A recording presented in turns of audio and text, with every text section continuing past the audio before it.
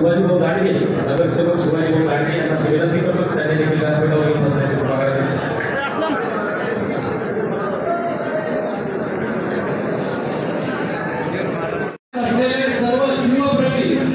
संभाजीनगर जिल्हा व शहरातून आलेले सर्व नागरिक बंधू आणि भगिनी,